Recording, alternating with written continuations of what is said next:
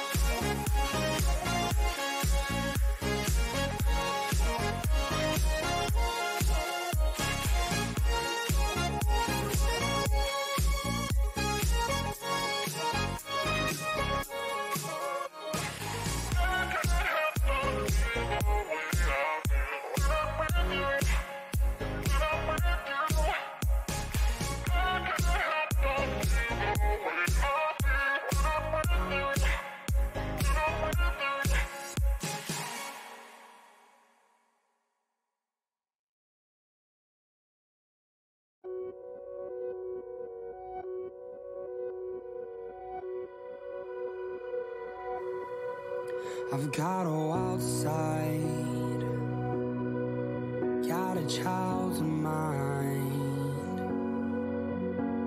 insecurities and a wall built up a couple miles high. She knows this, she obsesses over all the words I say and the little games I play when I'm restless. The one thing she don't know, 'cause I never let show, is that I miss her when she's away and I wanna kiss her face. She thinks she's in over her head. She thinks she's the only one who goes crazy. Picks up the phone and she thinks she heard it ring. Hugging her pillow every night when she's asleep. But she's not the only one. When I'm with her, I can't sleep. Wanna know what she's dreaming. Falling in love to the sound of her breathing. Trying to hide, but it's easy to see that. Well, she's not the only one. She's not the only one. You've got those bright eyes looking through mine. I'm trying to figure out if there's any more doubt in my mind. You can test me, oh confess please, 'cause I know you've been watching, waiting for me to fall so you can catch me. The one thing she don't know, 'cause I never let show, is that I miss her when she's away and I wanna kiss her face. She thinks she's in over her head. She thinks she's the only one who goes crazy. Picks up the phone when she thinks she heard it ring. Hugging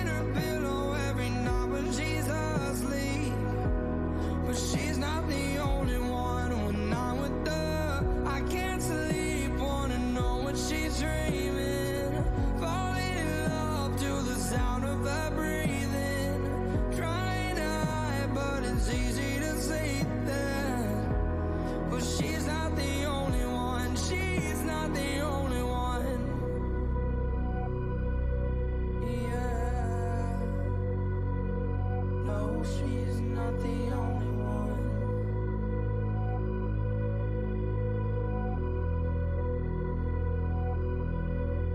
How we get here feels like 10 years. No trouble, I was so real. I don't know how I feel. My heart needs some place to rest.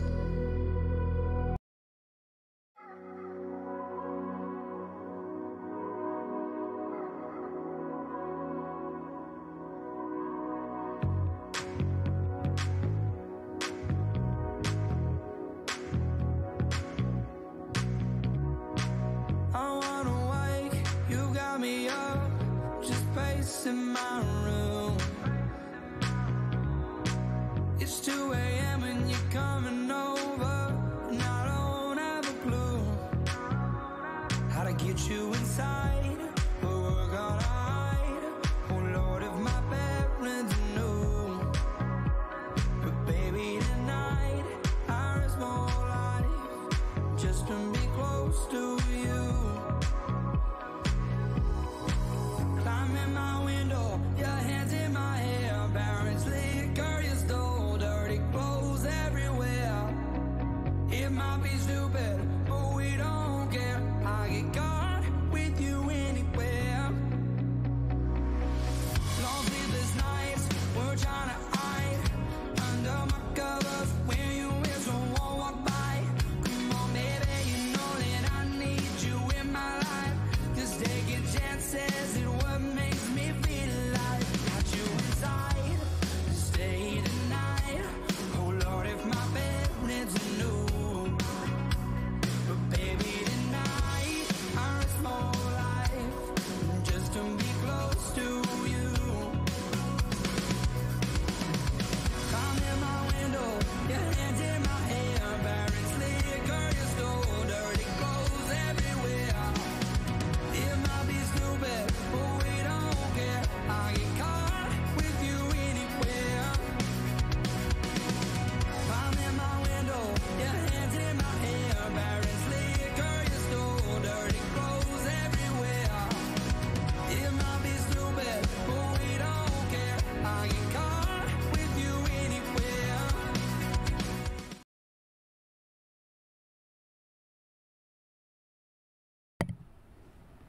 Hello friends, how is everybody today? Oh my god, is Pretzel in trouble? Yes, I told you my bots always fight in the beginning. I don't know why they do that, but I need to go in and like change the settings because my bots don't like the thing that I use to like do my music on, because it's like through the music I use is through Twitch, but the bot I have, I don't know which bot it is. Oh, it's the Stream Elements. It doesn't like the Twitch music apparently because it always like times them out, which is weird, but there's probably like a setting or something I have to go on and change, and I just haven't done it. Just cleaning the house, huh? That's fun. Yeah, my house. I cleaned my house yesterday, so it would be all pretty. Can I test and see what words can't be used? I mean, you can try. I have no idea what's on there because I put it down to like the lowest setting. But I think if you do like, I think there's a setting like if you do all caps and stuff, it like gets angry at you. Because I've had friends come on here and like do all caps and then it gets they get yelled at by my bot. Because my bot is, I don't know, it's so confusing because it times out some stuff and then it like warns other stuff and it just doesn't make any sense. But I haven't gone into like deep diving into like the settings and stuff with the bots, so maybe that's the problem. Is that I haven't deep dived into it as much as other people probably have, but I don't know. Just saw my video wasn't up. So yeah, I know the caps locks is one. Unless I changed it, but I don't think I've changed it. All caps works. Get in on the action by slapping a stream sticker. Yes, I have stickers now if you guys want to slap stickers on my stream. I don't have all of them. There's a ton of stickers on there, but I only have a few of them right now, so. But something else for you guys to do other than just emotes and stuff. Stickers are always fun, too. So, today we found Denzel the donkey. Oh, yeah. Talking donkey from the Bible.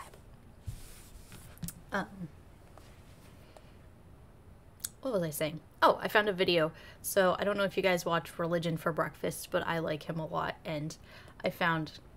It's funny because I was thinking the other day, I was talking about how, like, they told us in the church growing up that, like, Jesus's drink wasn't actual wine. It was more closer to grape juice because they didn't have, like, strong alcohol back in Jesus's time or whatever.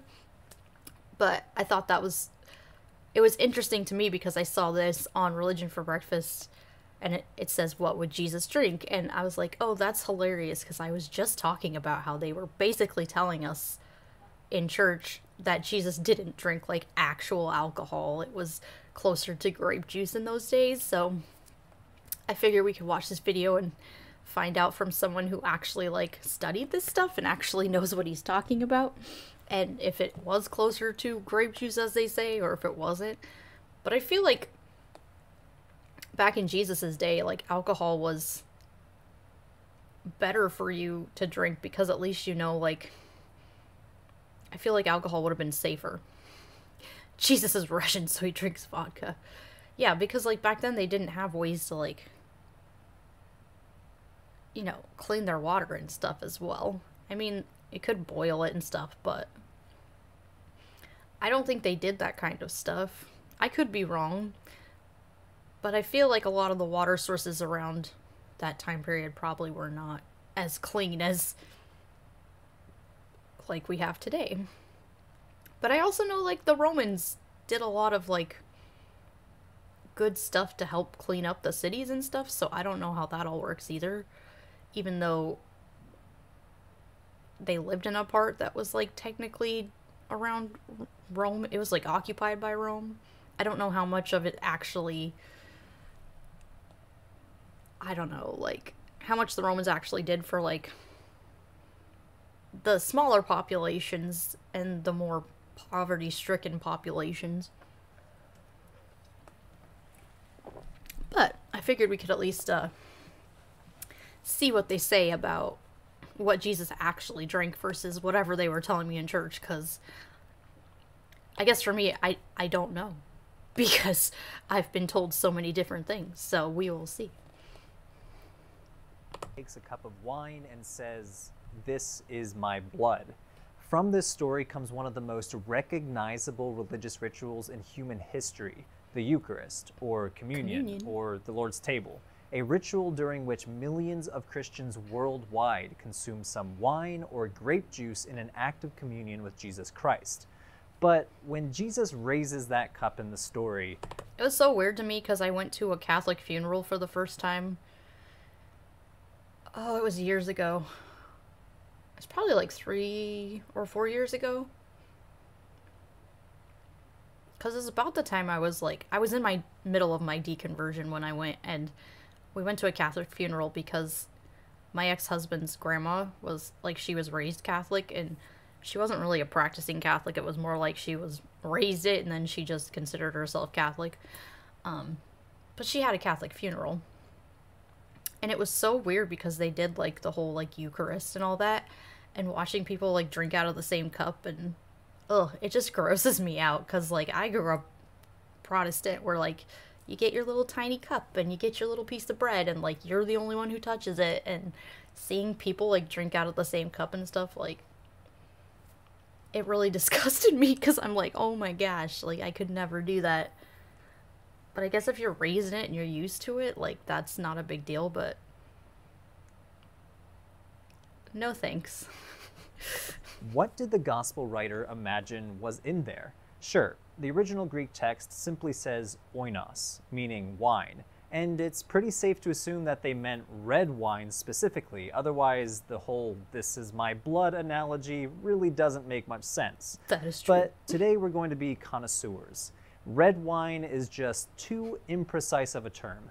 What kind of wine? It's like my grandpa knows nothing about the Bible but goes to a Catholic church. But yeah, it's really weird how many people like believe in the Bible but they don't know anything about it other than like what they're told. Because I have talked to a lot of people that like, even today I saw like a post on Twitter about someone, like they posted a Bible verse about slavery, and basically it came down to the fact that all the people in her family who like believed in the Bible thought she was completely lying about this verse and that it actually, like, it didn't exist, like she had just made it up.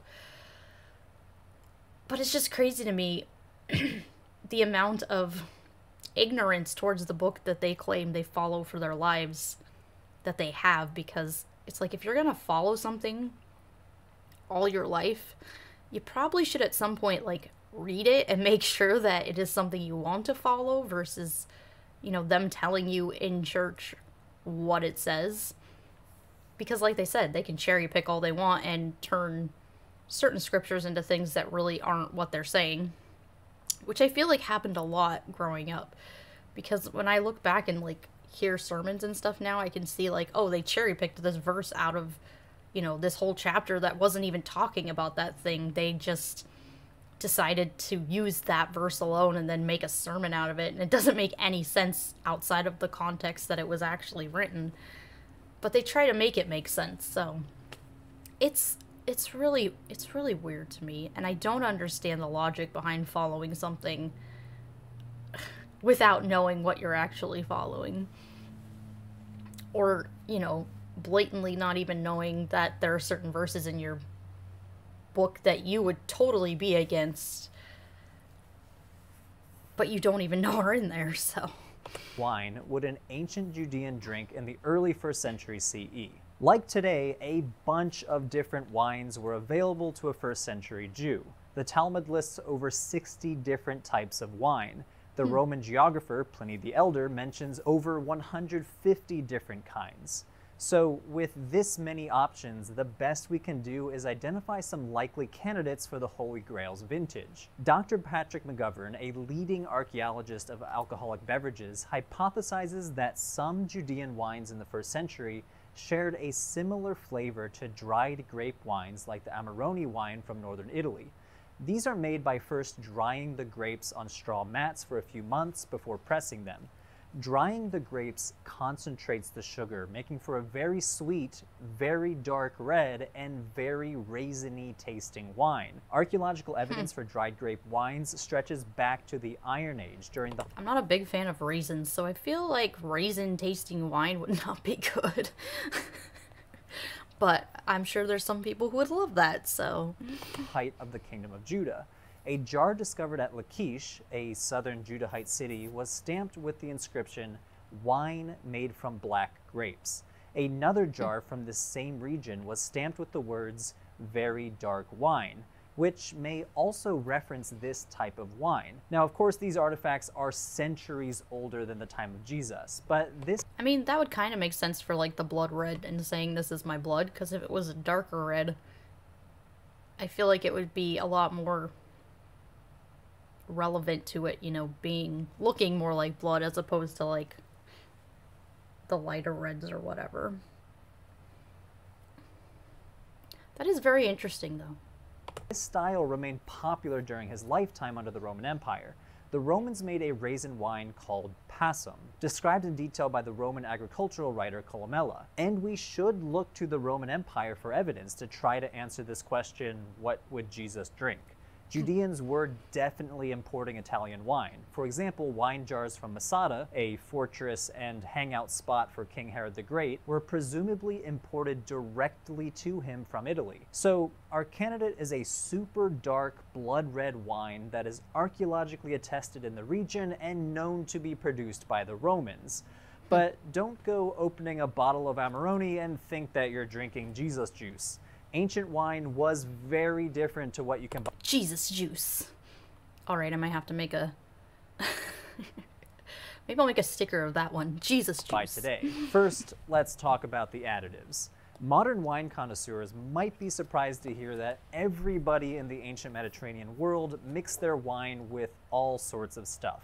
Tree resins like myrrh and frankincense, pepper and capers, cinnamon, honey, and dried fruits like pomegranates. For example, the Romans made a wine called mulsum, which was a spiced wine mixed with a bunch of honey during the fermentation process. This sort of spiced honey wine predates the Roman Empire and may have been consumed in the region of the Kingdom of Israel too. In 2013, archaeologists discovered a huge Iron Age cellar in Israel with 40 jars holding upwards to 500 gallons of liquid. When they tested the interior of these vessels, they not only discovered traces of acids that suggest they once held wine, but they also discovered traces of herbs, berries, resin, and honey. These additives aim to cover up bad taste, to try out new flavors, and sometimes to try to preserve the wine better, especially for traveling long distance. Tree resin in particular was used to waterproof the interior of their storage jars.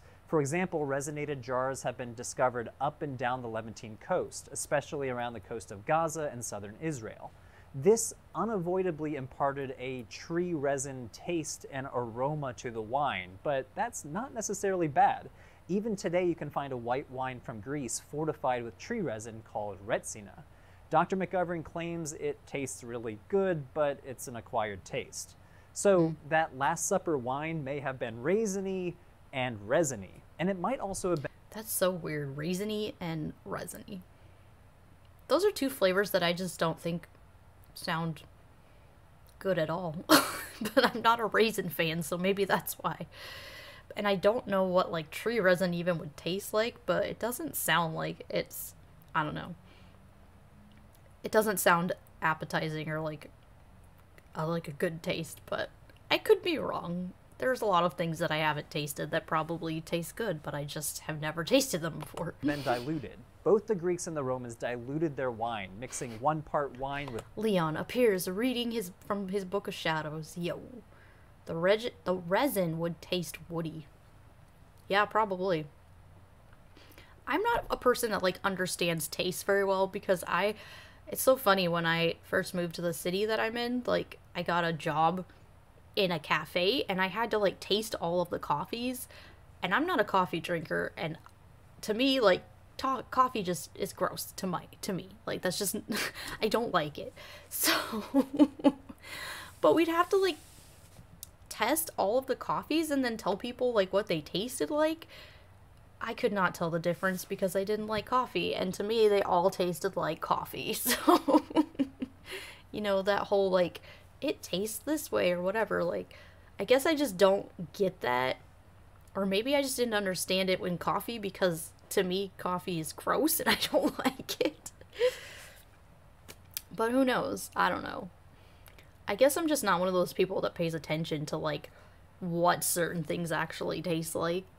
Like, if I eat something good, I'm like, oh, this tastes good, but I don't, like, go searching out what it was or what ingredients they used. And maybe that's my problem. I don't know. With 2-part water and sometimes more. Pliny, in his description of Roman drinking habits, says that Romans diluted their wine 1 part wine to 8 parts water.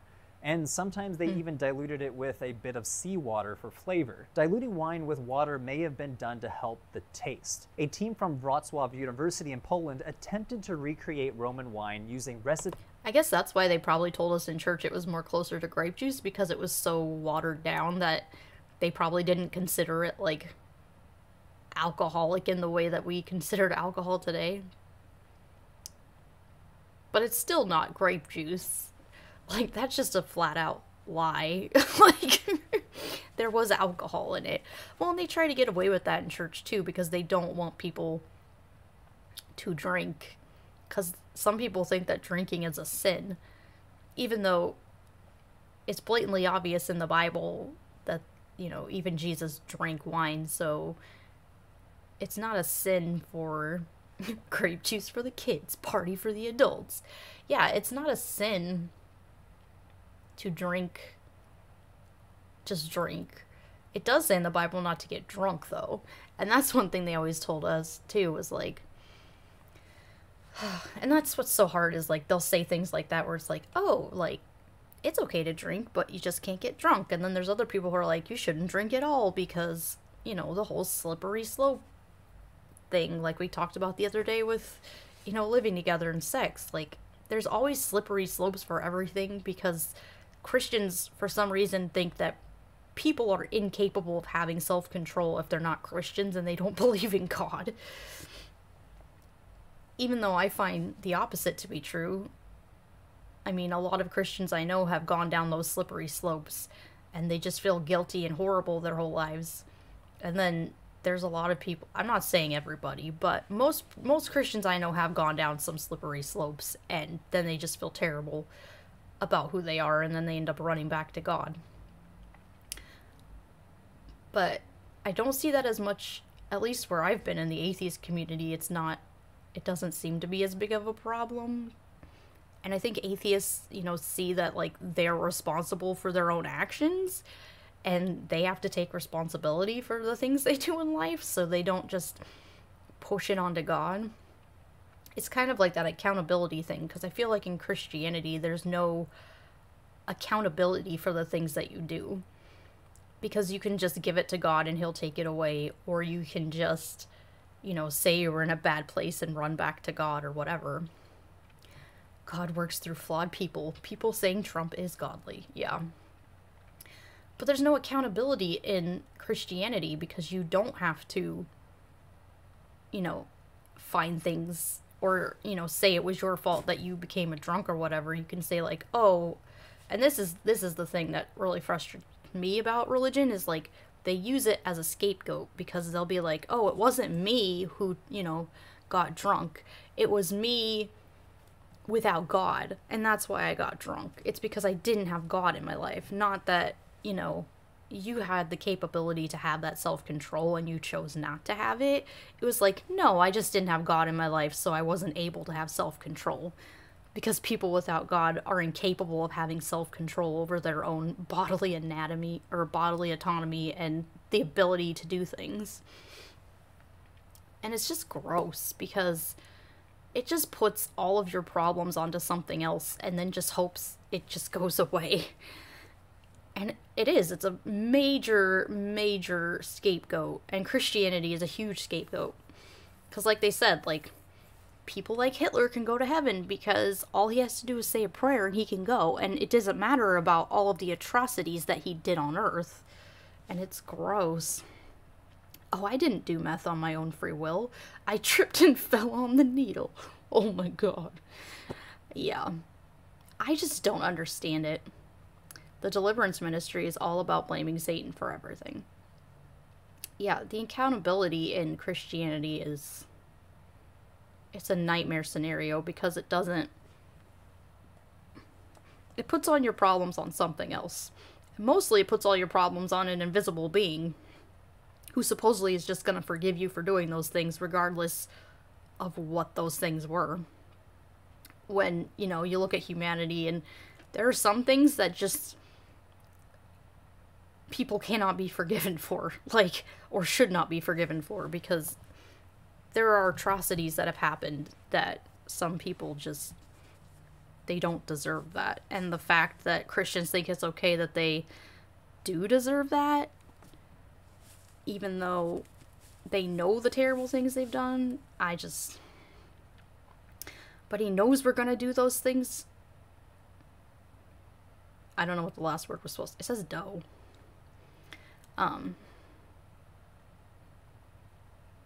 Yeah. Well, and that's the thing, too, is, like, they make it seem like, you know, God knows you're going to do those things, but he's already forgiven you. It's a cute way of saying, though, okay. I'm not all up on all of the ways to talk online, I guess. I've been to 6 or 7 exorcisms. One was a guy who was possessed by a demon trying to get him to buy a truck he couldn't afford. Didn't know there was a demon that, you know, made you greedy and wanted to buy something you can't afford.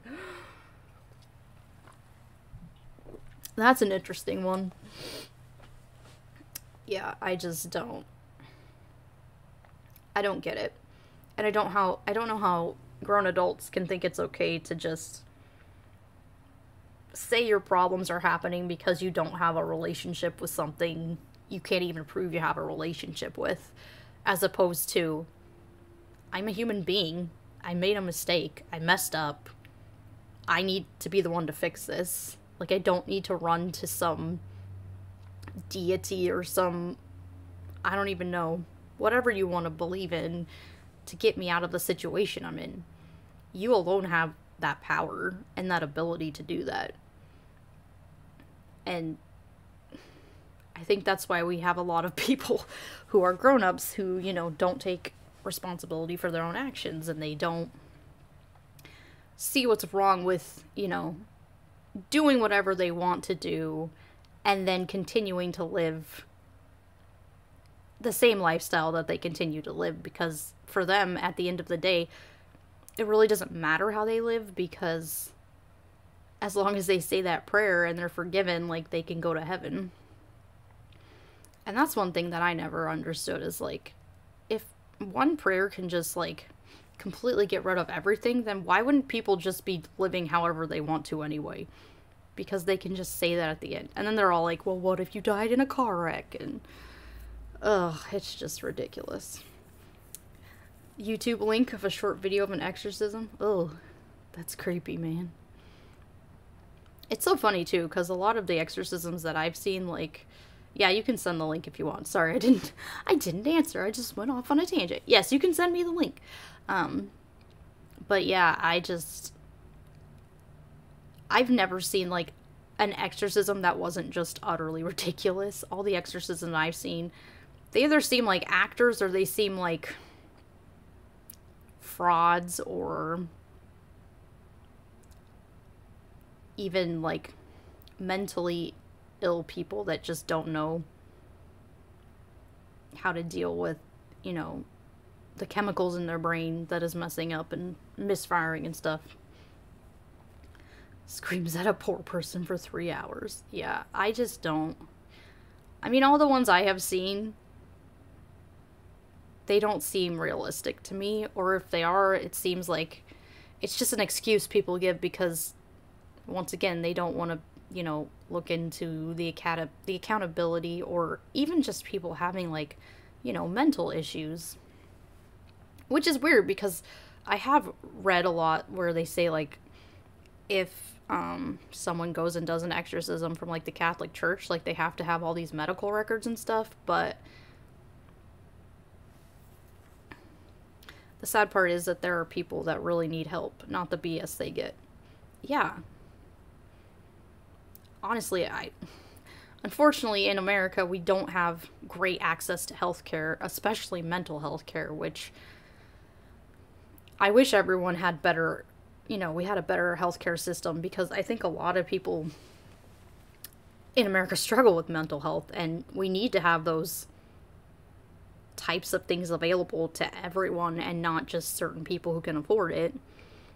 And it's really frustrating that you have to pay so much money just to go talk to someone, or, you know, have a doctor look at you and, you know, diagnose you with something that could really need medication or, you know, certain treatments in order to be a more functioning person or a better person for society.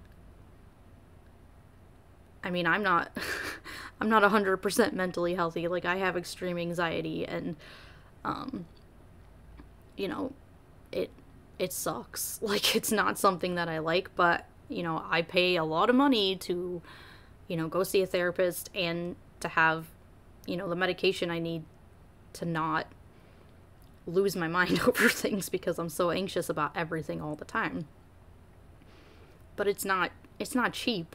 Like, even with insurance, I'm still paying, like, $100 per session for, like, therapy, and it's like, that really sucks that I struggle so much with, like, things from my past and things, and I have to pay so much money out of pocket just to, like, go see a therapist.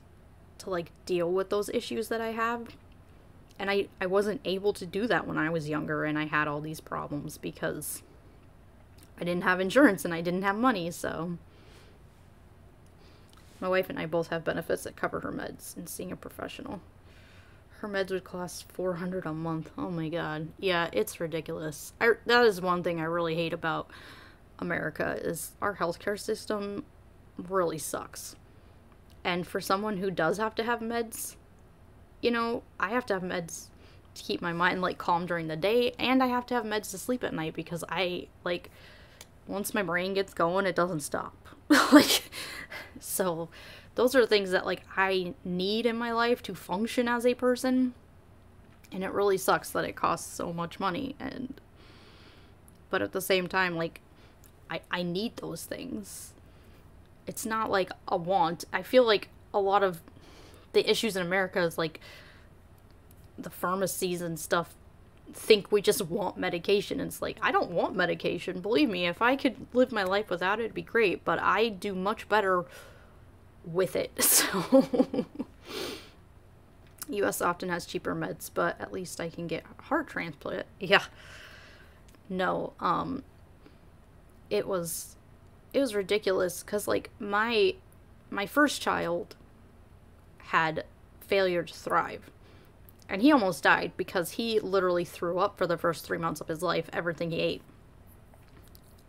And the first doctor I went to was utterly ridiculous and blamed me and said I wasn't feeding him enough or whatever. I was so angry. I ended up going to another doctor who saw him and one look at him and said, that kid needs to be in the hospital right now. The fact that that doctor even sent you home, like, that doctor didn't know what she was doing, and she's not a competent doctor at all. But then my kid, because he had failure to thrive and he wasn't able to keep his food down, was in the hospital for 2 weeks. Can I just tell you, hospital stays are not cheap, especially when they're, like, little kids. It was like $500,000 for the bill for that. And that was with insurance. Luckily, I have an amazing family who helped pay that off. But, yeah, I don't even know what to say. Like, it was insane, the amount of money just for 2 weeks in the hospital because he couldn't, eat. And then we had to, like, pay for all the stuff afterwards because he ended up on a feeding tube until he was, like, 9 months old. So from 3 months to 9 months, we had to, like, get the formula and all that stuff because it had to go into like the special medical stuff, and it was a pain. But luckily he survived, and now he's a healthy kid in elementary school and he's super smart. And but yeah, his first year of life was the hardest thing I ever went through with my kids, and I don't wish any of that on anyone because it's hard enough, like, dealing with all the stress that medical stuff does to you. But then to add, like, all that money on top of it that you don't even have because, like, we were new parents. We didn't know anything. We were doing what we could, and, I'd never taken care of a baby before, so... I was doing the best I could, and my husband was doing the best he could at the time, but it's like, eventually, it all just catches up to you, and it's just, but the healthcare, yeah, it needs to change, because it's really bad here, like, really bad, and I don't wish it on anybody. Recipes and methods described in Roman sources. They aged the wine in stone vessels, similar to what you'd find in the Roman Empire. They spiced it with all those additives that I mentioned earlier, cinnamon, cardamom, and honey, and then they fermented it, creating a cloudy wine that they described as very intense, sweet, and spicy. In fact, it was so overwhelming, it was necessary to dilute the wine before consumption. It's too now, of strong. course, this was not a perfect experiment since they used modern grapes. We don't actually know the indigenous grapes used by winemakers in Judea and the Galilee region, But the experiment may explain why the Greeks and the Romans diluted their wines. It was a way to smooth out a very sharp and harsh flavor. It might also explain why Romans were able to drink so much. Ancient wine was definitely boozy enough to get you drunk. The 2 samples from that Polish team's experiment yielded 13% alcohol by volume and 12% ABV, respectively. Because of the antioxidants in alcohol and wine, it was actually safer to drink than the unfiltered water, and Romans drank it all the time. Wine was not necessarily a luxury good in antiquity. Some scholars have estimated... See, that was one thing I thought, too, was, like, it would be better to drink wine in that time than water, because the water wasn't, you know, clean and sanitary like it is today. And at least with the alcohol, you know, it would kill a lot of that kind of stuff that's in the water, so you wouldn't get as sick. I'm not saying you wouldn't get sick, but, I mean, from what we know from germs and stuff today, I mean, this was during a time when they didn't know germ theory and all that, so they had no idea. They were just trying to survive. They didn't know what actually made them sick. And this is why in the Bible we have a lot of people who are sick because they're demon-possessed, because, you know, they thought sickness came from, like, the gods or the demons, or, you know, it wasn't the idea that, you know, like, germs get in your body and make you sick, or viruses get in your body and make you sick. Like, it's a very different world when you don't know those things, and you are trying to understand them, but you can't understand them because there's no way to, like, look into those things in a medical perspective. They shared the same sponge in the shared bathrooms. Yeah. I watched a whole video on that too, like the whole, like on the Roman toilets and the sponges, which, that's also disgusting. No, thank you. The average Roman drank 1 liter a day. And Roman authors like Cato tell us that it was even part of the farm rations for Roman workers, receiving about a bottle per day. But did ancient Jews dilute their wine? We're not sure. Dr. McGovern doesn't think it was common among Jews in the Second Temple period. First, the Hebrew Bible itself implies that diluting wine is actually a bad thing. Isaiah 122 likens the moral degradation of Jerusalem to diluted wine and unrefined silver. Moreover, the Romans considered undiluted wine a barbaric practice. Barbaric in the sense of everyone else but the Romans. You know, the subjugated people that live in the provinces, like Judeans, for example. So whether or not Jesus would have mixed his wine with water really depends on how much he had adopted Greco-Roman culture. By the 1st century CE, Judea was under Greek or Roman control for a long time, and lots of Jews were thoroughly Hellenized. The Jewish text... I do have to wonder, though, because it feels like Jesus was, like, well, I don't know, though. He could have been anti-Roman, but he also said, well, we don't know if he said anything, because we don't know if he was real or not. But, you know, there is that whole verse where it's like, give to God what is God's, and give to the Romans what is the Romans, so. But then again, most of the Bible isn't true, and we know it doesn't line up with what we know about the world, so. And I don't believe all of the things that they say about Jesus. And I don't know if he was even real or not, so. Text 2nd Maccabees, which was probably written by a Hellenized Jew, mentions that wine mixed with water is sweet and delicious and enhances one's enjoyment. The Mishnah, the collection of rabbinical texts compiled in the decades and centuries after Jesus' lifetime, also mention rabbis mixing water with wine. But in the end, we just don't know. After all, this is an exercise in educated guesswork. So whatever wine Jesus would have drunk, it was almost certainly spiced and resiny, it was also probably sweet and raisiny, and it probably was not diluted unless he was a fan of Roman drinking culture. All of this uncertainty leads Dr. McGovern to write, "We still await a taste of the true Holy Land wine of King David and Jesus of Nazareth. But in the meantime, try mixing a bottle of Amarone with a bunch of tree resins and spice. Let me know how it tastes. And as always, thanks for watching, and I'll see you next time." So that is very interesting, though. The whole, like, I never would have thought, like, people would have made a wine out of, like, a raisin. Because to me, like, wine's always, like, you know, you make it with grapes, but if you dry them out and make a raisin wine, I don't know. I'm not a raisin fan, as I've said before, so I don't know how that would work, but I do like grapes. And there's some wines I like, but I don't know. It would be interesting to make, like he said, like a kind of wine that they actually had back then and taste it and see, like, what kind of wine it actually, you know, tasted like. But, like he said, too, it definitely had alcohol in it, and that whole idea that it was closer to grape juice or whatever.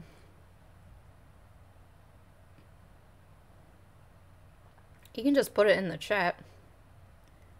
Jesus did turn H2O into calm. Yeah. At a wedding in Canaan. Canaan? What the heck? What is... Sorry, my moderator... My stream elements always, like... I need to go in there and change stuff. I don't know what it's doing. It's being a butt.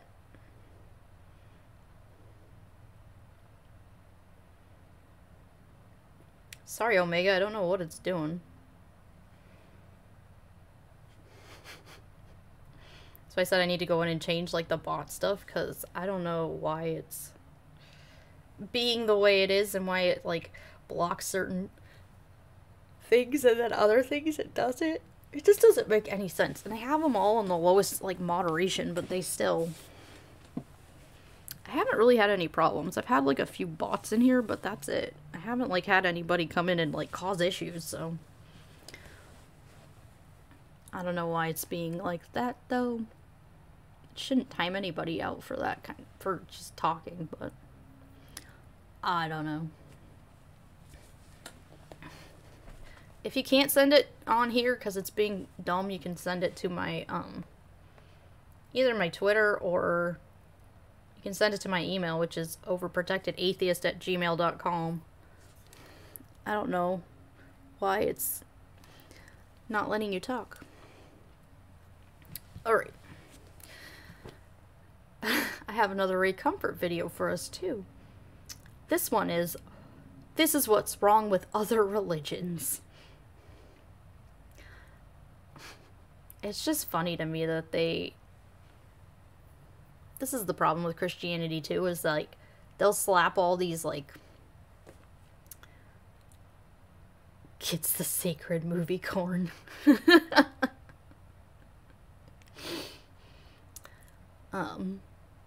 It's just crazy to me that they, you know, they'll take these certain ideas and they'll apply them to all the other religions, but they won't turn around and apply these same ideas to their own religion. Which is interesting, because if they turned around and they actually applied the same logic that they do, you know, for their religion as they do as other religions, they'd get the same outcome from all of them. And, yeah, it was like last night when I don't know if you guys watched, Neil's live stream last night, but he had Dee the Humanist on, and she was talking about that when she, like, left the church, how, you know, when she started applying the same things to her religion as other religious people around her, she started to, like, see the dominoes topple, and, you know, she said talking to, like, other people and of other faiths and finding out that, like, their faith was the same as hers, like, it just relied on faith and it didn't rely on the evidence that she thought it had, you know. And that was kind of the same way with me. It's like, I didn't really talk to other religions or other people, but just looking at the evidence myself, like, I saw that things were not adding up the way that I thought that they should have, so. But yeah, if you didn't watch Neil's thing last night, it was fun. And it was nice to, like, hear her story about coming out of the church and just the things she learned and stuff. And I actually got to jump in the after party, which I haven't done in a while, which that was fun too. I said I need to do that more because I love watching Neil's channel and I love all the people in that group and I love to, like, hang out with them and stuff, but I have just been so busy with life that I haven't had the time to, like, hop on and say hi and stuff. So that was fun to do that. And to actually sit down and be able to watch one of his shows. Because I don't think I've been able to do that for a while either. I don't know if Omega, did you come back yet? Or did it time you out? I don't know how long it's been since it timed you out, but... Sorry about my bot. I don't know what he's doing. Sent it to your Twitter. Okay. I might have to watch it later. Maybe we can watch it on my next stream. I don't know when that's gonna be. Probably Monday. Because I'm gonna have my kids time me out for 110 seconds. That's stupid. I don't know what's wrong with my bots. I've got to go in and fix them. I thought I had them on the lowest setting, but they're still just like... They just pick and choose certain things, and it's really weird. Like, it hates my music, and it hates, like, certain things being posted, but, like, if it was just a link, like, it shouldn't have kicked you off, because I had someone send me a link the other day, and it didn't kick them off, so I don't know what it's doing. It's weird. Alright. Ready to listen to Banana Man? A lot of religions tie together, like Islamic religion, it ties to Christianity and Catholic. It's just different parts of the story. You sure about that? Yeah, history class taught me a lot. Many years ago, my sister and her husband went to visit friends who lived in another part of the country. It was a long drive. If you do watch on your stream, can you give me a heads up? Yeah. Yes. I will give you a heads up. My next stream probably won't be till Monday, though, because I'm going to have my kids for the next 2 days, and I have my daytime job. So I won't have time to stream the next 2 days, but I've been able to stream. It's easier for me to stream like on Mondays and Tuesdays right now because that's when they're with their dad. So I can, you know, spend the time that I'm not at work actually streaming. But so in the future, my streaming might just be on Mondays and Tuesdays, but we'll see. I really want to get like a specific schedule down, but my life is just all over the place right now, so I can't just like settle down and say like this is my definite schedule right now.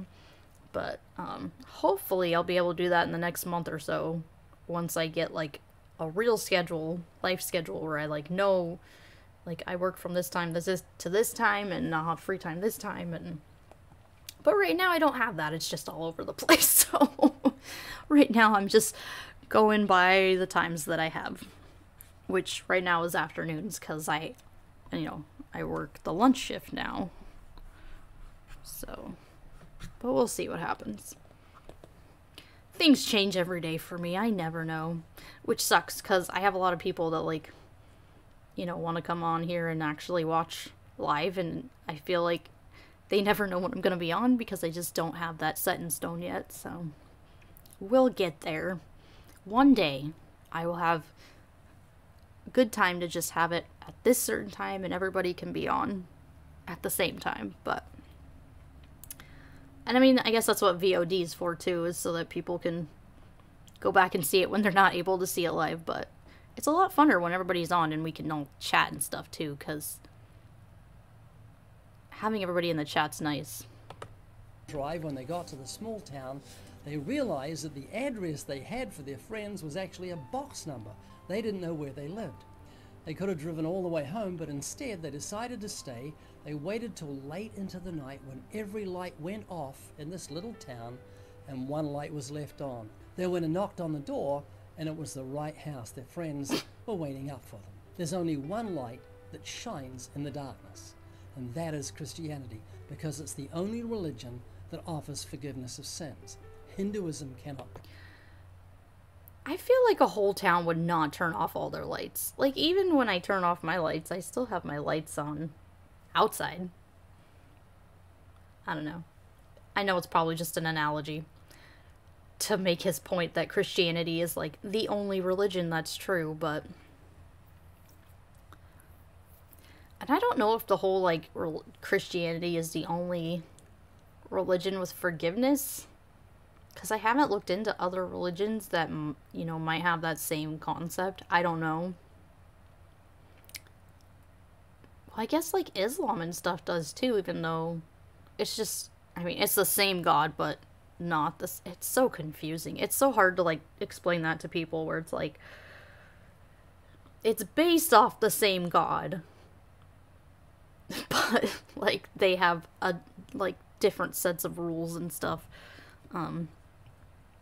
But they are based off the same God and from the same, like, time period and stuff, so that makes it hard to explain to people. But at the same time, like, they also have that idea of, like, salvation is only through their God, and you have to, like, follow his rules, so, I mean, Christianity is not special in that way, and I'm sure there's, like, religions of the past that, like, might have those same ideas.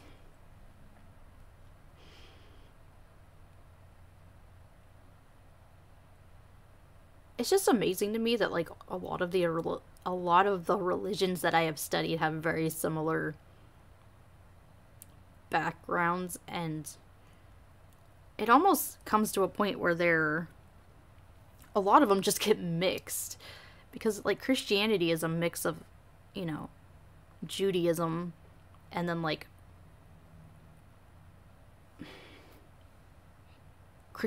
the Christianity that Paul made up versus, you know, the Christianity that, I mean, Jesus wasn't a Christian, like, Jesus was a Jewish man, so, but it's this mix of, like, Judaism and, you know, what Paul decided to tell people Jesus said, even though there's no proof that any of that actually happened. But I feel like a lot of these religions get mixed throughout time, because they always talk about, like, the idea of heaven and hell came a lot from, like, Zoroastrianism. I probably said that wrong, but a lot of, like, you know, the Jews, oh, my brain is not working. A lot of the Jewish people that ended up being, like, Christian ended up taking some of the Zoroastrianism stuff, and, you know, because that religion originally had, like, the good God and the bad God, and that's where they think a lot of that idea came from, for, like, Yahweh being the good God and then Satan being the bad God, even though technically Satan isn't considered a god in Christianity, but they think that's that came out of that religion. So that was interesting. Would Jesus follow Christianity? No, he would not, because it doesn't line up with what Jesus actually taught. And I actually did a whole, I don't know if you've seen my YouTube channels, Omega, but I did a whole video on, you know, Jesus in the Bible, the Jesus of the Bible, and how he would refute Christianity, because he talks about, like, you have to basically follow the law better than the Pharisees to get to heaven, and you have to, you know, follow the Torah and all this other stuff, even though, you know, there's also places in there where he says the opposite, but that's the whole contradiction thing we get into too. But I've seen your YouTube. I was the 8th subscriber. Nice.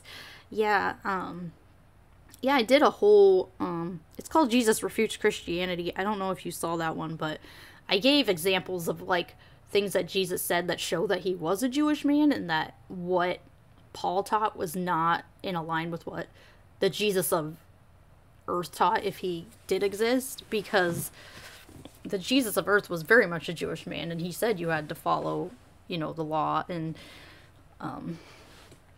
that's how you would get to heaven.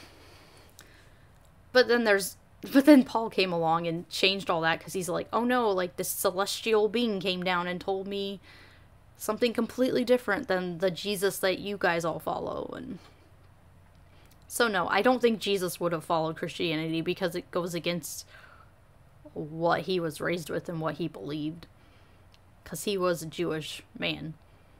And I honestly agree with a lot of scholars who say that Jesus was, you know, an apocalyptic preacher. If he did exist, I think he was one of those apocalyptic teachers, and that he really did believe that the end was coming, and he was trying to warn people about it. And I even have, like, the theory that the reason that he picked his 12 disciples and stuff is because it says, like, the Jewish Messiah will have, like, the 12 tribes of Israel come back, and they'll be sitting on thrones next to him and stuff. I don't remember where it says all that, but, no, like, from what I've studied and stuff, part of me thinks that Jesus was trying to become the Messiah, and he was, like, secretly planning it, like, with his disciples and stuff, and they were gonna be the 12 that sat on the thrones for the tribes and all that, and that's why he got killed, because he was gonna do a traitorous act and try to overthrow the Roman government and, you know, become the Messiah. So, and to me that makes logical sense, because I feel like he knew growing up his whole life he had been taught about the Messiah, and at some point he decided that he was going to be the Messiah. But then he got caught and ended up getting killed by the Romans, and then I don't know what happened afterwards. If the disciples did actually exist, then I think that it could have just been hallucination or something else that was happening to them while they were grieving and they thought he had risen from the dead. And then the stories just snowballed, I think, over time, because we know how stories go over time. Like, things snowball and they get crazier and more elaborate or whatever, and then people write them down, so. But that's only if, like, Jesus actually existed, but that's kind of my feeling on it. If he did exist, like, that's what he was trying to do. But at the same time, I have no proof if he was really a person or not, so. But no, I don't think Jesus, I think the Jesus of the New Testament, if he existed, you know, minus all the godly powers and stuff, was just a Jewish man who was trying to create this following, and almost like a cult leader. Like, he was probably charismatic, and people probably thought he was who he said he was. But, you know, we've seen that happen a lot of times, especially even in our time. You know, we've had people like David Koresh, and now there's, like, a whole cult following Trump. Like, there's always gonna be someone that people look to and think that they're, like, the savior of the world, because they can con people into believing it, even when, you know, people outside of that group can see it's a con. People inside of the group absolutely refuse to believe it's a con, and they believe whatever they're told. So, unfortunately, we live in a world where people are very gullible, and, you know, the more gullible and ignorant you are, the more likely you're gonna be taken advantage of by people like that. And unfortunately, that's how most religions work, you know? They prey on vulnerable people, and they prey on people who, you know, might not have as much knowledge as other people, or haven't looked into these things, or just were raised believing these things, and, you know, they get them while they're young so that they're trapped in it forever, and they don't actually take the time to actually make sure that what they're being told is true and lines up with reality. So, and that's how we get a bunch of cults and a bunch of religions, and now we are where we are today. So, but I kind of have a little bit of hope for humanity, because I see a lot more people leaving the church and, you know, seeing what is actually happening and not being okay with it, especially with, you know, fundamentalists. I feel like they're slowly, like, purging the younger people, because the younger people have very different ideas about God and love, and, you know, the younger generation seem to be way more tolerant of certain groups of people, where the older generations, like, they put their foot down and they're not gonna, like, they're just gonna be the way they are till they die. So, and unfortunately that sucks, but at the same time, I see fundamentalism dying out soon, and it just being liberal Christianity. But it's still scary, though, because Christianity is not, even liberal Christianity, it's not a good message. You know, it's that whole scapegoat idea, and you don't have to be responsible for the things you've done because Jesus died on the cross for you. Even, you know, even if they are tolerant of, you know, LGBTQ and they teach more love and all that, there's still those traces of, you know, you're a sinner and you need to follow Jesus, and it's still giving up a lot of your life to something that there's no proof for and there's no reason to give your life to. It's honestly, religion to me is like the greatest snake oil ever sold, because it's real easy to tell people they're going to go to this paradise when they die because there's absolutely no way to prove that. And there's no way for people to know until they actually do die. And by that point, it's too late, so. And unfortunately, con men see that and grab onto it and hurt a lot of people in the process. Promise forgiveness of sins. Neither can Islam or Buddhism, but Christianity can. And here's why. Do you remember the woman caught in the act of adultery? The Pharisees found her and threw her at the feet of Jesus. She was alone.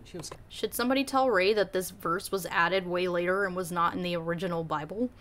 Because I think that would change his idea maybe, because it's not in the original that or the oldest, I guess not the original. There is no original. It's not in the oldest copies of the Bible that we have. Committing adultery by herself. I always thought that it took two to tango. They thought it just took one. They threw her at the feet of Jesus and they pushed him into a corner because they knew he preached love and mercy, but he must uphold the law of God. So he was in a dilemma. The Bible tells us that he bent down and began to write in the sand. There's much surmising as to what Jesus actually wrote in the sand. Some think that he began writing those men's sins. He didn't write anything, because this story is not in the oldest manuscripts. It was made later. If Jesus actually existed, I don't think this story actually happened.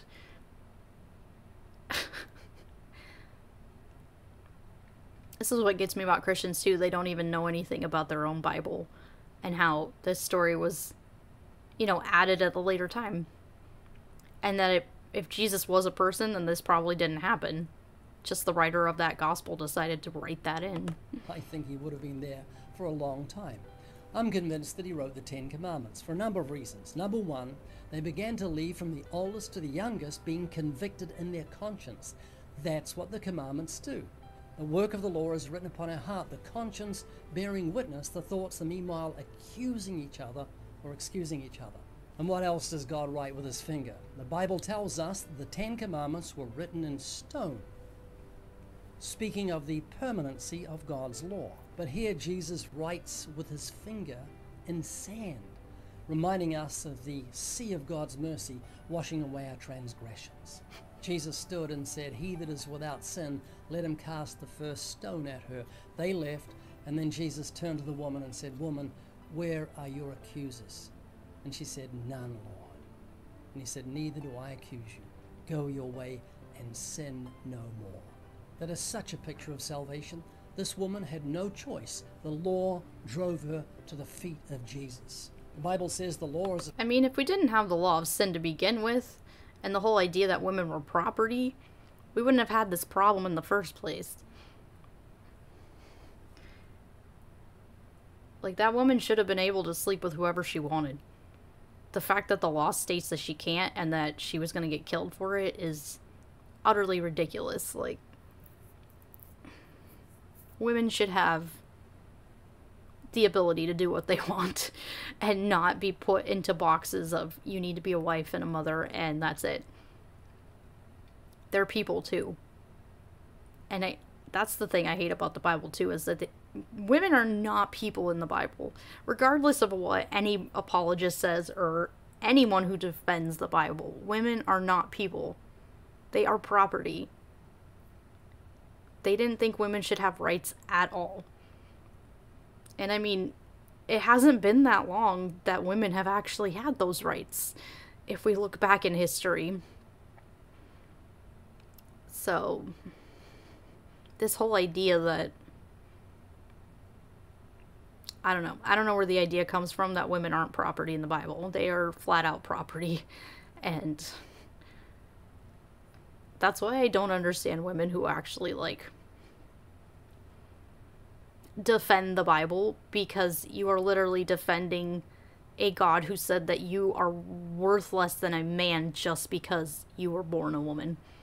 It's disgusting. As a schoolmaster to bring us to Christ. The law condemns, Jesus forgives. The wrath of the law was upon us until we fell at the feet of Jesus. And Jesus says to us, where are your accusers? And now you and I as Christians go our way. The wrath of the Lord didn't have to be upon us. He has the choice to be angry or not with us. He's the one who chose to make us the way we are and then decided he hated what we do, so he's gonna be angry at us. You know, God claims he has forgiveness for everyone, but he's not willing to just forgive everyone. That's a huge problem. And that's a huge issue in Christianity. It's like, why wouldn't he just have Jesus die and go to hell for everybody? It doesn't make any sense. And I don't buy, like, the whole BS about it being a gift and you have to accept it, because, you know, there are gifts I hate, but I still accept them because I love the person who gave them to me. I mean, if it's a free gift, then I shouldn't have to ask for it. If it's a free gift, then God should just say, you're forgiven, and allow everyone into heaven. It's really frustrating that that Christians just use so many excuses to get around the idea that, you know, God had this magical plan and it all was going to fall into place, but you're the one who has to take action in order for it to work. And that's not how this works. If it's a free gift, then God should give it to everyone. There should be no, like, exception to that rule just because it has to be freely given or whatever. Or we have to, like, have the power in our own selves to hold ourselves accountable to God and be like, well, we're sinners, so we need to be forgiven. No, God's the one who made this entire plan, and this entire plan got messed up, so he should be the one that fixes it. And he shouldn't put blame on us poor humans who know nothing about it, like, except through a book that is poorly written and very much does not line up with the reality that we live in. And sin no more. Now there's controversy in that statement. People say, you saying you never sin? Of course I sin. I fall into sin. I don't dive into sin. I don't deliberately sin anymore. Why? Because that's playing the hypocrite. If I plan to sin, something is radically wrong. But as a Christian, I continually walk in repentance. Repentance isn't something you do, it's something you don't do. As a Christian, I don't commit adultery, I don't lie, I don't steal, I don't fornicate, I don't blaspheme. I continually turn from sin, not to earn heaven, but out of gratitude to God. Tips over on a stick and falls into sin. And therein is the great difference between Christianity and the other religions. They don't make provision for sin. It's all. I mean, Islam does. Islam definitely has, like, I'm pretty sure Islam has sin in it. And they follow God, and I mean, Islam supposedly has, like, heaven and hell.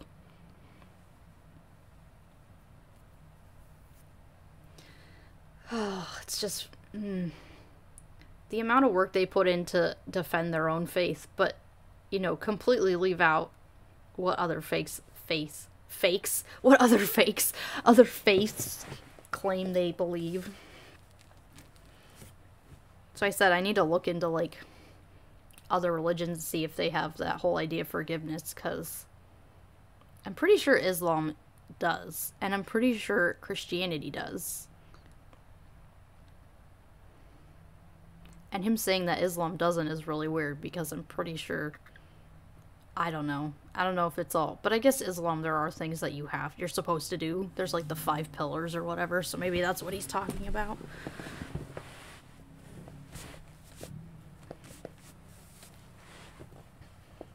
But, I don't know. Christianity is not any different than any other religion. And if you actually know where Christianity came from, it changes the whole perspective, because it's not, Christianity was not created by Jesus. Christianity was created by Paul. The religion that people follow today that they claim is from Jesus actually came from Paul. It's Pauline Christianity, not Jesus Christianity. Because Jesus Christianity follows the Torah and believes in the Jewish Messiah and believes in, you know, this earthly kingdom. It has nothing to do with what Paul claimed it actually did. And a lot of the stuff Paul says about the Old Testament and how it lines up with what Jesus came to do are complete fabrication and lies, because some of those things he claims that are in the Old Testament don't even exist. If you actually go back and look at the Old Testament, there's not any place in the Old Testament where it says the Messiah is supposed to come and, like, die on a cross. But he specifically says, like, that says, the Old Testament says that. And it doesn't. And all the verses they use to, like, make that fit into the idea that Jesus was supposed to be the Messiah aren't verses that are supposed to be used for prophecy like that. They're out of context verses ripped from the pages of the Bible in order to create a narrative around Jesus, as opposed to what the Old Testament actually says about the Jewish Messiah and who he's supposed to be.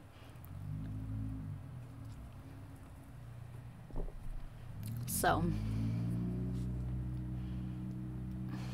sees two sticks of wood together. Religion! Yeah. I don't understand the whole fight between... It's so weird that Christians try to set themselves apart from, like, all other religions when there's nothing different about their religion. As much as they say, like, oh, our religion is different and it, you know, it allows forgiveness, or, you know, all these other things, like, a lot of the ideas that are in their religion are from other religions that just got, you know, mixed in and warped over time. And they're not real concepts. Beautiful pause image of Ray. Oh, that man. I still don't see, I don't know, I don't see what Christians see in him. Because I told you before, like, the church I went to, they were obsessed with the way of the Master. Obsessed. Like, they always wanted to watch Ray and Kurt, and they always thought they were, like, the smartest people on earth. And when I became an atheist and found out, like, he didn't even know, like, how bananas were made and stuff, I was like, oh my gosh, these people have no idea, like, who they're listening to. They have no idea what he's actually saying, and like I said in the past, like, Ray's whole... The banana thing made me cackle so hard. Yeah, Ray's whole thing, like, I think they've talked to him about this on other channels and stuff, but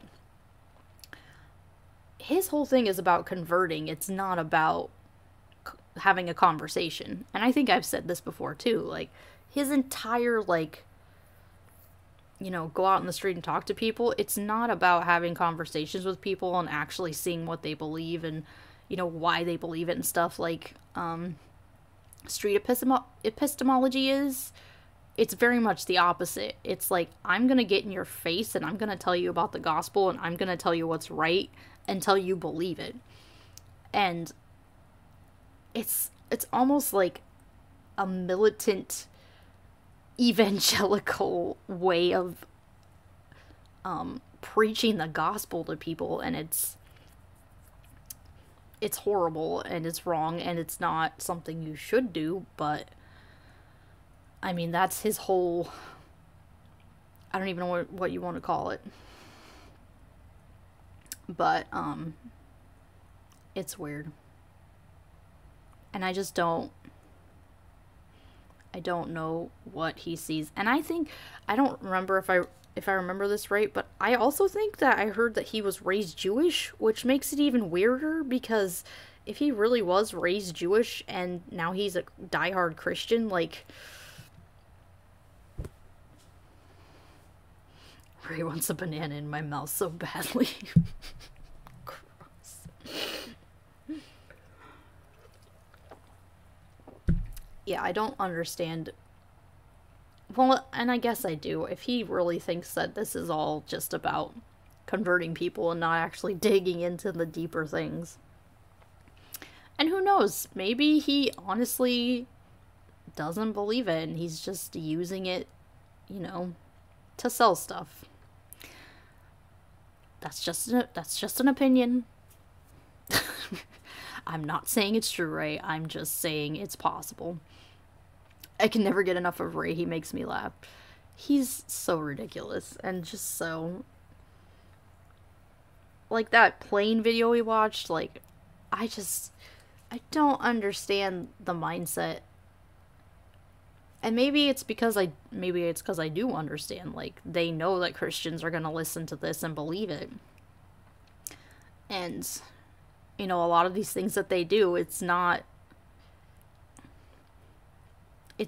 for, you know, skeptics or people who, like, critically think about things. A lot of these things are made for Christians who already believe it, who already have, you know, confirmation bias and think that what they're being told is true, and this helps them feel better about themselves because, you know, this guy to them seems like he was sent from God and he has all this knowledge, and I don't know all these things, but he does because he follows God and he's read the Bible. And it's just this idea that, like, there's, like, certain people that get it and they just understand it better. And because I follow these people and listen to these people, then I understand my religion better and feel better about my religion. It's basically what it is. And that's what a lot of apologetics is, too. It's not about converting people. It's about making the people who already believe feel better about what they believe because he supposedly has the answers. If you talk with confidence, it's easy to fool people, even if you know nothing. Yeah.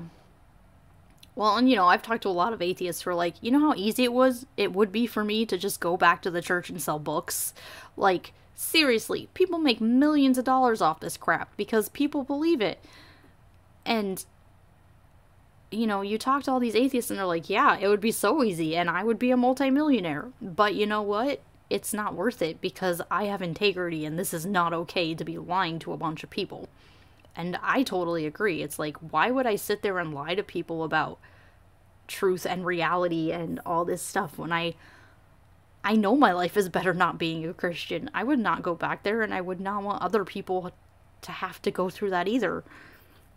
It's just like the terrible places and things that happen to you when you grow up in the church.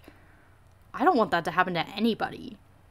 It's a horrible place to grow up, and you know, people who weren't raised in the church have no idea. That's because you have what is known as integrity. Yeah. It's not a place that anybody should be raised. You know, men are told that they're the top dogs and women are told they're supposed to be wives and mothers and nothing else, and everything in your life is supposed to be about God, and you don't have your own life. You don't have the ability to do what you want in life. You don't have the ability to even, like, make mistakes and stuff because it's your whole life is just so watched by everyone. Even if you're not, like, a pastor's kid, which I feel terrible for pastors' kids because I know that they're watched more than anyone else. But then you look at, like, people like me. I was not a pastor's kid. My dad wanted to be a pastor, but he never got the chance to be a pastor. But even not being a pastor's kid, like, there are people in the church that, like, constantly watch you and constantly want to know what's going on in your life, and you have no freedom because they are always holding you accountable for everything you do, and they want to know it all the time. And it's crazy and sickening just to think about all the things they would tell us kids and, like, make us feel like complete crap for just being a human being. And I could never go back. Like, feeling like crap every day is, like, the worst thing ever. And as a Christian, I felt like crap every day of my life. I never felt like I was worth it. Like I was never gonna live up to God's standard no matter what, even if I had said the prayer 100 times. Like, that's how I felt. And it's horrible. It's horrible to feel that way every day and to not realize, like, you know, you're a good person. Like, you do good things. You know, you help other people, and, you know, you go out and do all these wonderful things for people, like with the nonprofit things that you do, and working in, I don't know, all these other things that you might be doing. They just, it's never about you, and it's never about being, you know, thanked or having gratitude for the person that you are. It's always about having gratitude that God is the one doing all these things in your life. And it's really sad and gross. And it makes you feel terrible all the time. So I would never go back to Christianity, even if it would make me a multimillionaire, because it's not worth it. And it's not worth feeling like that every day. And it's not worth being, and it's not worth lying to people. People should know the truth. People should not be stuck in these boxes. And I hope more people get out, because these are not great places for anyone to be. They're really just the mind control and the constant need to know everything and the gossip and everything else. It's just, it's not a good place to be. All works righteousness. It's what they do to try and merit salvation. And what they don't realize is they're under the wrath of the law, and God is a judge. So anything they offer the judge of the universe in the guise of good works and not good works, they're actually an attempt to bribe the judge of the universe. And the Bible says God will not be bribed. The only thing that can save us is the mercy of the court. And God extended his mercy in Jesus Christ. So the gospel is good news for the Hindu, the Buddhist, the Muslim. It means their mercy should be for everyone, though, not just a blanket. Like, the only these people get mercy and everyone else has to go to hell. Like, that's not mercy. Can be forgiven. They don't have to work to try and earn eternal life. It comes as a free gift from God. So how can we present the good news of the gospel without sounding condescending? Well, the way I do it... That's the problem with the free gift thing, too, is it's not free. You have to give your entire life to an invisible being. You have to follow his laws. You have to give your 10% in the church. You have to, you know, marry a godly person and have kids. Like, it's not free. All right, Leon, have a good day. It's not free. You would literally have to trade everything in your life and just life in general to do this, because your entire life is focused on this one thing and everything else goes out the window. So if you're a woman and, like, you wanted to grow up and be a scientist or, you know, work in a lab or something, if you're told your whole life that that's not what God wants, he doesn't want you to have a career, he wants you to be a mom and a wife, and you need to stay at home, and you need to take care of your kids, and you need to take care of your house, and, like, that stuff gets in your head.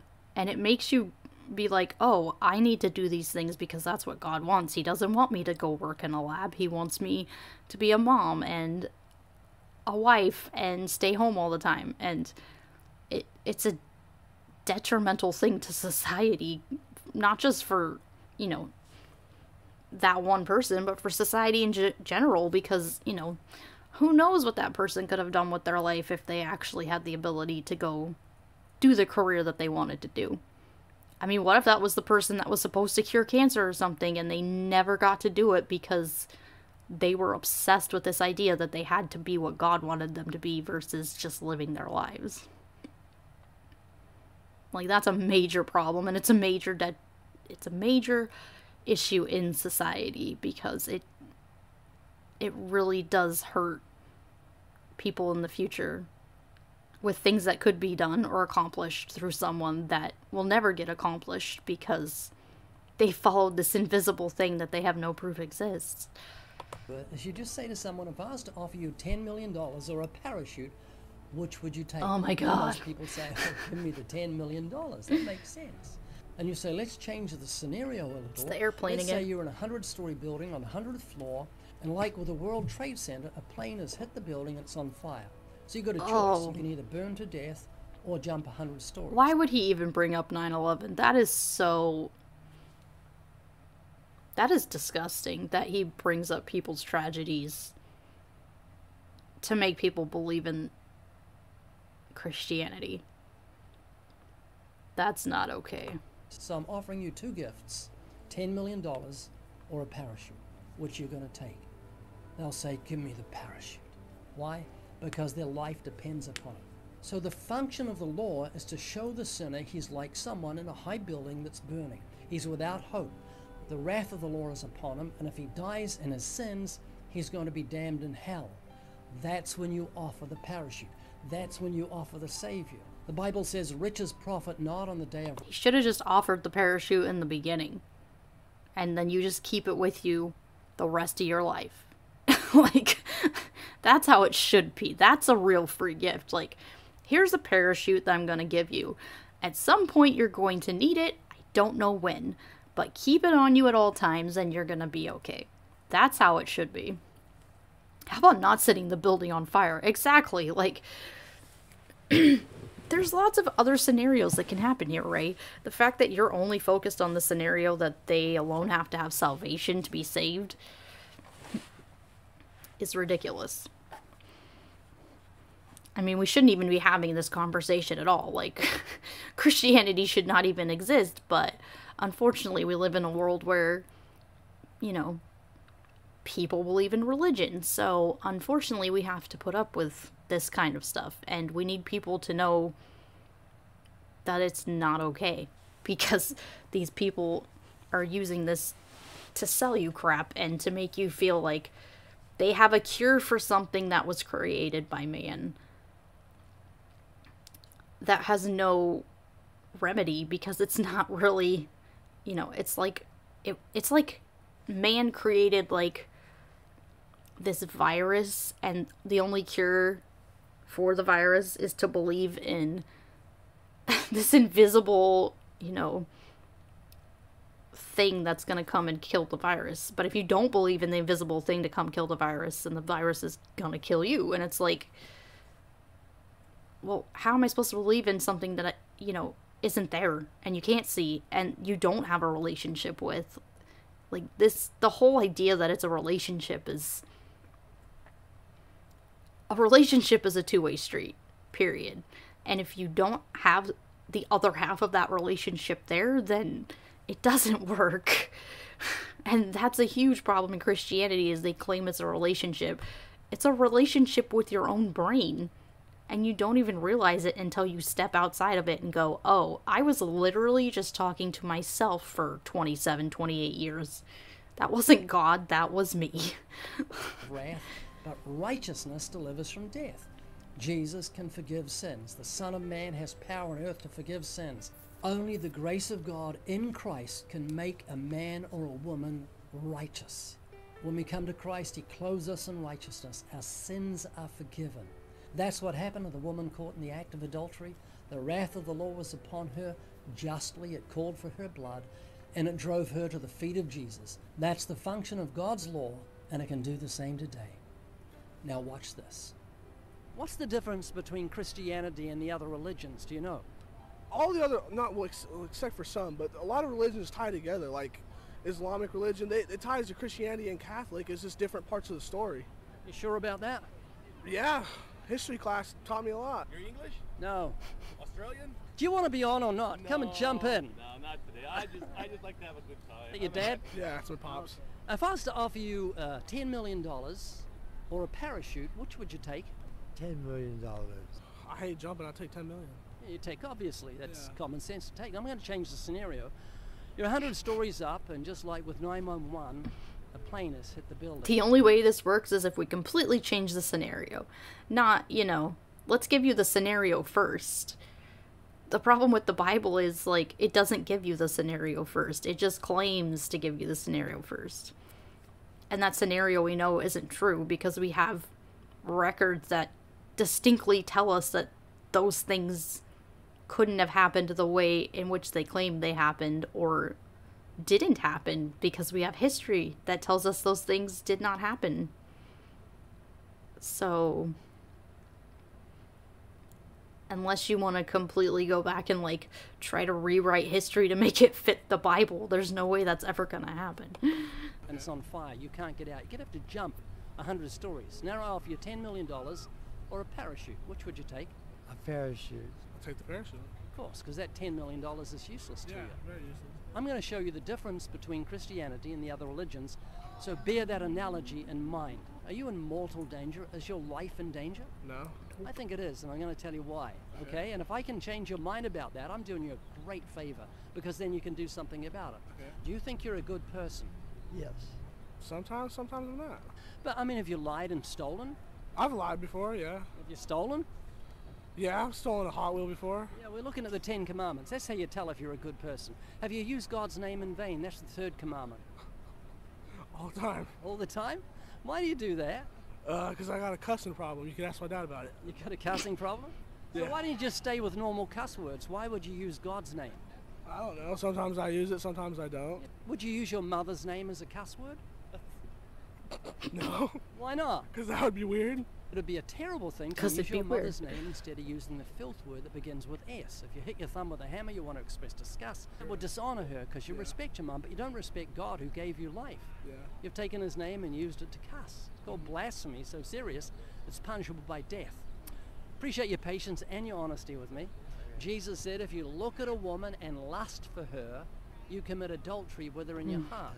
Have you ever looked at a woman with lust? I hate all this stuff because it's just repeat over and over and over again. Like, we would watch these in Sunday school class, and it's the same thing. Like, Ray has a script, and he just says the same thing every time.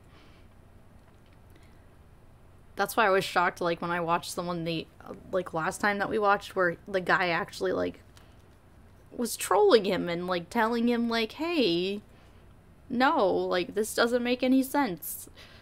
It was amazing because even if that guy hadn't heard Ray's whole, like, script before, the fact that he was just going with it and being like, yeah, this is utterly ridiculous, and the fact that Ray put it on his YouTube is even more crazy, because either he's completely oblivious to people trolling him, or he's trying to make a point like, oh yeah, look, these people don't know what they're talking about, or whatever. But I don't know. I don't trust Ray Comfort because I have heard that he edits a lot of his stuff in order to make it fit his scenario, so... And I don't know if that's true or not. Don't sue me. It's an opinion. It's hearsay. But from what I've heard, it's just to sell, you know, his books and the idea that Christianity is true. It doesn't have to do with actually, like... Well, and it's about converting people, because the more people he converts, the more books he can sell, and the more, you know, talks or whatever he can sell to go talk to people in churches and stuff. And it's just, it's so frustrating when it's like that, because you know that, I don't know if he's doing it, but I know there's a lot of people in the Christian world that just use these ideas to prey on people and to make them buy their books and go see them talk or have sermons or whatever, because they already believe it. But it doesn't do anything for anybody else, and it doesn't help anybody else, and I don't know, it's frustrating to me because I know Ray Comfort, like, he has a script and he sticks to it, and it never changes. And because I've seen these, like, over and over and over again, like, I know, like, what he's gonna say, and how he's gonna say it, and how he's gonna lead these people to believe that what he's saying is true, and... So I said, like, don't get into a religion or anything without first, like, reading what it actually believes and what the book actually says, and then make up your mind.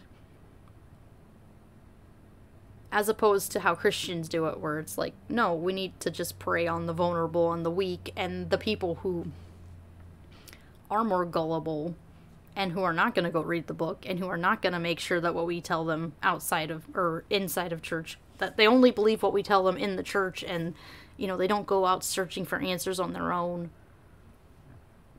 and making sure what they're being told is true. You know, for a long time, people didn't even have Bibles. And there was a reason, like, the church didn't want people to have Bibles. Because if you had a Bible and you could actually read it and actually see what was in it, then people are going to start having questions. And they're going to start looking into those things and making sure they line up with, you know, the things we know that are truth. And even when they started printing Bibles, people got upset because they're like, we don't want people to have Bibles. And there's a reason they don't want you to have a Bible. It's not because it's truth. It's because you can look at it and read it and find out that there's stuff in it that's not okay. And that there are things in it that didn't actually happen. And that there are very horrible moral things that they claim are moral when they're not. You know, Dan Barker called God, like, what did he call him? The most horrible fictional character ever to be written or whatever.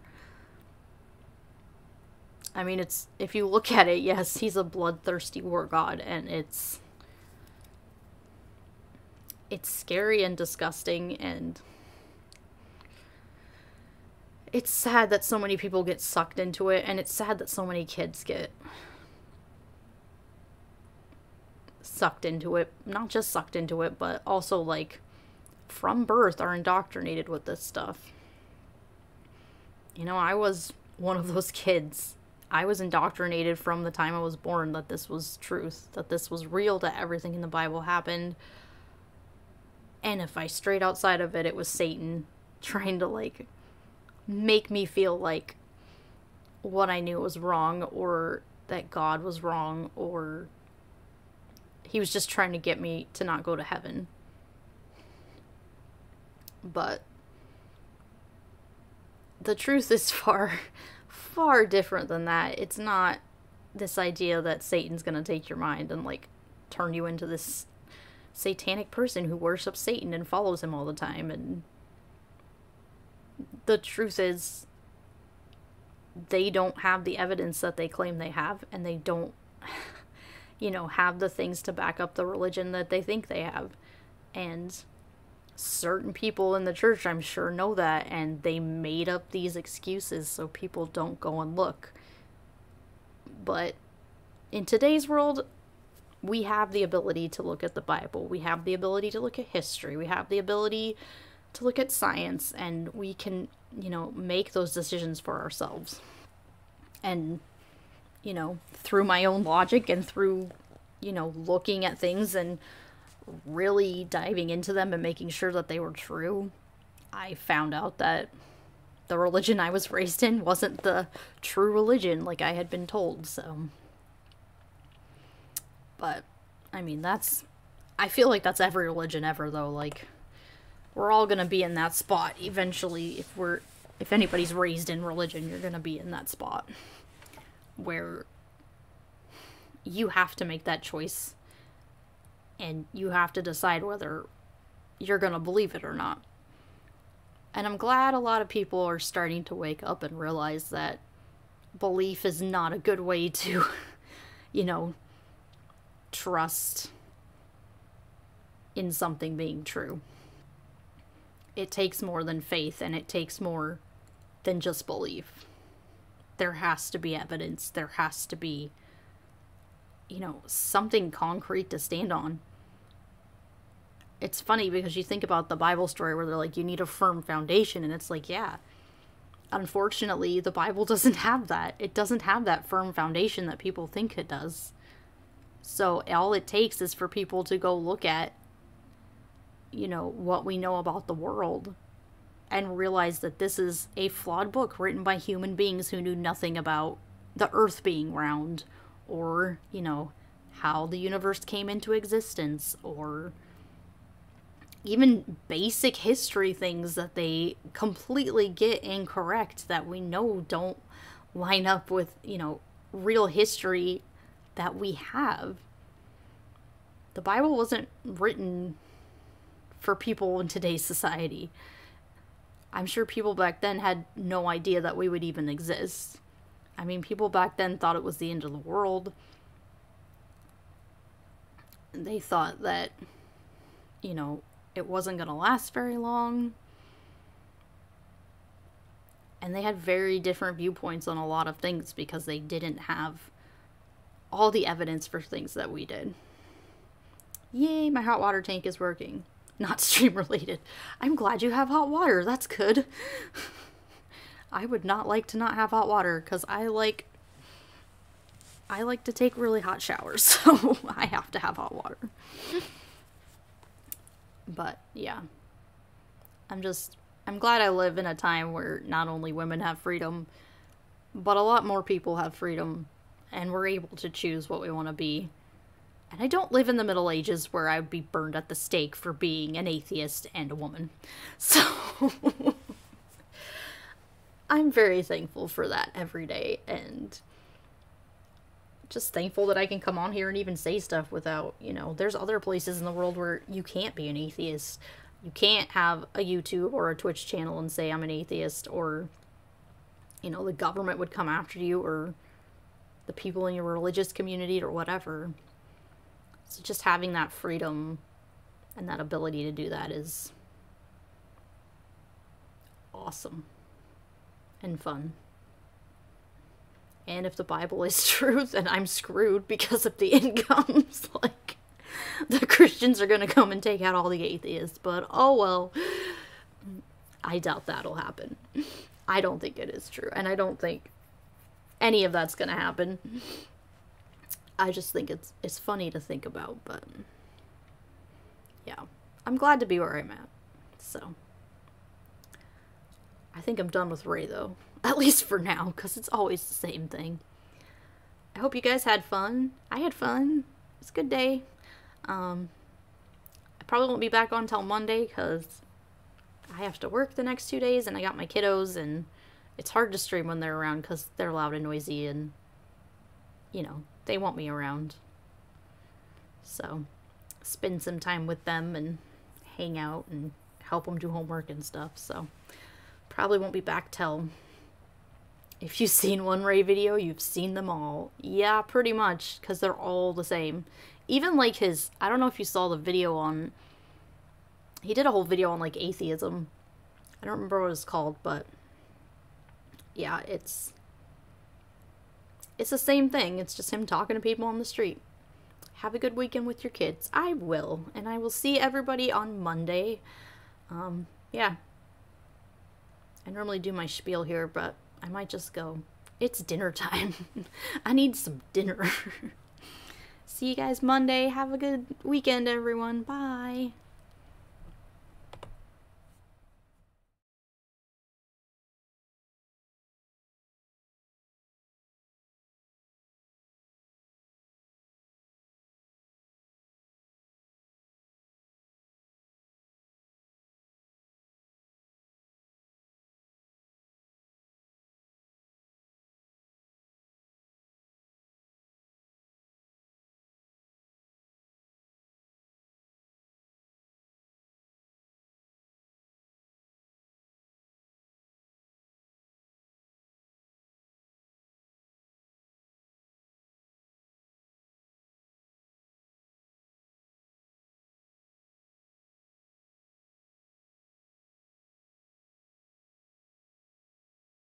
emergency approval, at least as far as I understand the process, which is, you know, layperson levels, just to be clear.